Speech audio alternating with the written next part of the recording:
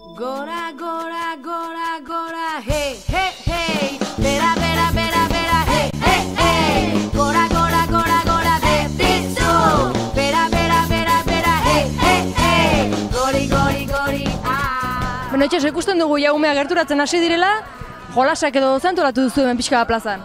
Bueno, gaur antolatu dugu hemen lehenengo balance bike zirkuito bat, hemen 3 gurpileko bizikleta honekin, gero daukie berziklatze tailer bat, musumargoketa tailer bat, tatuai tailer bat, eta gero bukaeran ordu batetan aparfesta eukiko daue. Ikusten dugu ja fila nahiko luzea egin dela tatuaien postuan, horrek beti arrakasta izaten aldu. Bai, tatuaia eta musumargoketa izaten den normalean olan jaidan eta nolan arrakasta gehien eukitzen da biezen tailerrak. Eta gero aparfestan nola egiten duzu?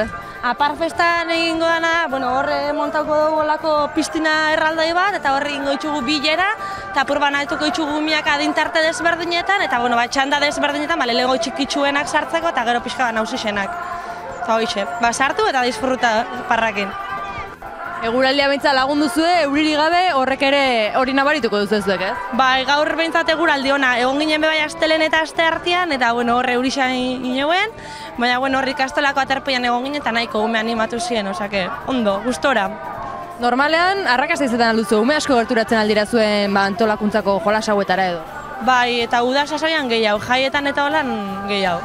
Urtean zehar tailer desente itxe ditugu, bai neguan, udazkenia, baina udan eta jaietan izaten dira arrakastatzuenak. Bai. Usten dugu nahiko laguntzaile edo jende desente etorri zaretela, ez, guzti hau antolatzeko?